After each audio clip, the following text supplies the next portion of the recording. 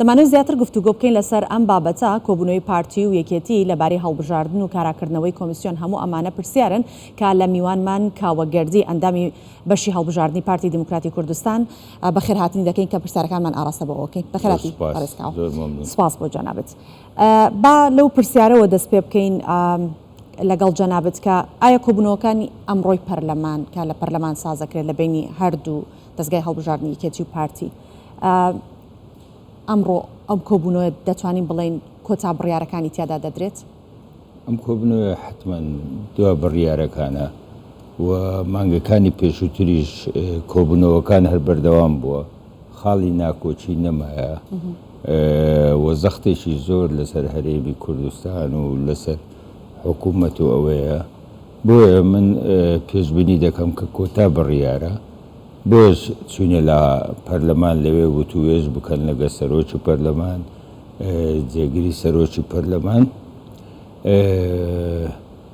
بەڕێی من وەک تێگەیشتن خاڵەکان گەیشتیتە کۆتایی، بەڵام ئەوەی دەمینێتەوە ڕێکارەکانی یاساییە. باشە، هیچ گرفت و ئاڵنگاریەک نییە تەنانەت کورسی پێکاتەکانیش؟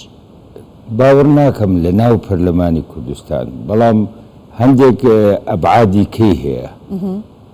یەک لە ئەبعادەکان دانیشتنی دادگای فیدرالیە 24 مانگ لەسەر دەستوریەتی پەرلەمان. دەبێت ئەمانە تۆزێ شیکاری بکەی و تەحلیلی بکەیەوە. دەنا بەنسبەت کوردستان من گەیشتمەوە قەناعەتە کە هەموو ڕێکارەکانی خۆی دەگرێت، بەڵام بەنسبەت شەرعی بوون و شەرعیەتی کۆمیسیۆن، شەرعیەتی پەرلەمان، شەرعیەتی حکوومەتی هەرێم، ئەمە لە دانیشتنی دادگای فیدرالی ڕۆژی 24 پێنج بە دیارەکەوێ. باشە، وەکو بەشی هەڵبژاردننی پارتی ئێوە هەموو ئامادەکاریەکتان ئەنجام داوە بۆ ئەم هەڵبژاردنانە؟ حتمەن دائما بەشی هەڵبژاردنەکان لە هەموو حزبەکان کار و چالاکیەکانیان تەنها کاتی هەڵبژاردن نییە، لە کاتەکانی تریش هەموو ئامادەکاری خۆی دەکاتن بۆ هەڵبژاردن و ئەم هەڵبژاردنە دەبووە پارساڵ بکرابە. لە پارەوە زۆربەی مەکاتب و دەستگاکانی هەڵبژاردن خۆیان ئامادە کردووە، زۆربەی حزبەکان، بەڵام گرفتی ئەوەی کە هەڵبژاردن پار نەکرا کە بەڕاستی چ لە ڕووی سیاسی، لە ڕووی کۆمەڵایەتی، لە ڕووی ئابووری هەمومان زەرەرمان کرد. هەموو هەرێمی کوردستان زەرەری کردو، بەڵام ئێستاش بکرێ هیچ گرفت نییە. باشە، چەند جارێکی دیکە کۆبوونەوە کراوە لە نێوان دەستگای هەڵبژاردننی پارتی دموکراتی کوردستان و هەروەها یەکێتیش لەسەر سیستەمی چواربازنەیی و تۆماری بایۆمەتری و داتاکانی حکوومەتی عێراق بۆ دابشکردنی کورسیەکان، ئەمانە هەمووی پێک هاتوون. تەنیا و خاڵی کە ماوە لەسەری پێک نەهاتبن ئەوە کورسی یاخود پرسی کورسی کۆتاکان یاخود پێکاتەکانە. پێتان وایە کە ئەمڕۆ ئەم پرسەش کۆتایی پێدێت؟ من دەبێت کۆتایی پێوێ. خۆی ئێمە لە سەرەتا وتمان کۆتاکان با پەرلەمان، سەرۆکایەتی پەرلەمان، هەر شوێنێک ڕێی حزبە کۆتاکان وەرگرن، ئەوان بەرپرسیارن لە داهاتوی خۆیان، لە پێگەی خۆیان بە شێوازێک هەڵبژاردن دەکەن. بۆیە لەم کۆبوونەوەی ئەوڕۆ لە پەرلەمان حتمەن ئەو بابەتەش باز دەکرێت و بەڕێی من نزیک بوونەوەی باشەیە. باشە، پێتان وایە ئەگەر یەکلا بکرێتەوە بە چ شێوەیە کورسی پێکاتەکان یەکلا ئەکرێتەوە؟ خۆی کۆتاکان پێشنیارات زۆرە، حتمەن ماشەڵڵا ئێستاش خەڵک ئەوەی کردیە پێشنیارات لەسەر کۆتا، لەسەر شێوازی هەڵبژاردن، لەسەر سیستەمی هەڵبژاردن، ئەمانە هەمووی هەیە، بەڵام ڕێی پێکاتەکان لە بەڕێی من لە هەموو شتێک گرنگترە.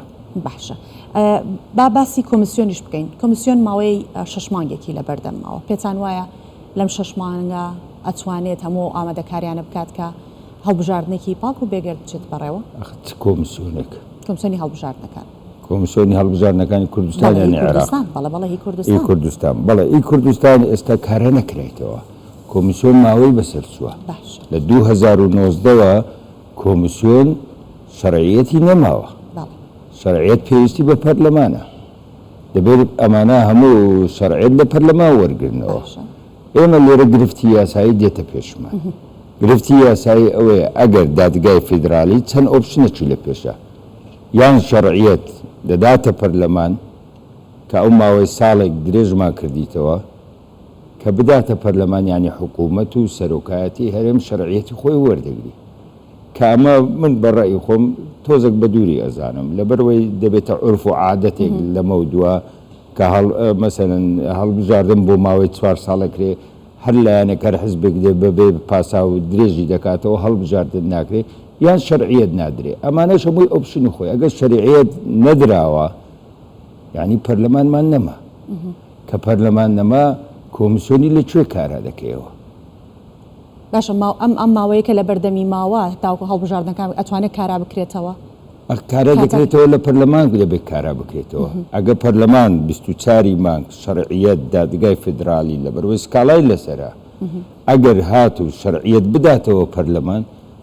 کۆمیسیۆن کارا دەکرێتەوە یاسای هەڵبژاردن جێبەجێ دەکرێت بەڵام ئەگەر پەرلەمان شەرعەتی نەدرێ ئەم یاسایی کە ئێستاوە ساڵێکە گفتوگۆی لەسەر دەکرێت ئەم یاسایەش ناتە بواری جێبەجێکردن دەبێت لەسەر یاسا کۆنەکەی پێشووتر ئیساڵی 92 کە چەند 7,000 هەموارمان کردیتەوە دەبێت لەسەرەوە هەڵبژاردن بکەیت وەچێ هەڵبژاردنەکان بەڕێوە دەبا کە کۆمیسیۆنی نەبی مەجبور دەبی کۆمیسیۆنی عێراق هەڵبژاردن بەڕێوە دەبا باشە وەکو دوا پرسیار و ئەگەر بکرێت با کورتیش وەڵامم بیتەوە باسیەوە دەکرێت کە پارتی و یەکێتی بە یەک لیست بەشدارە بن ئاشتی وە هەیە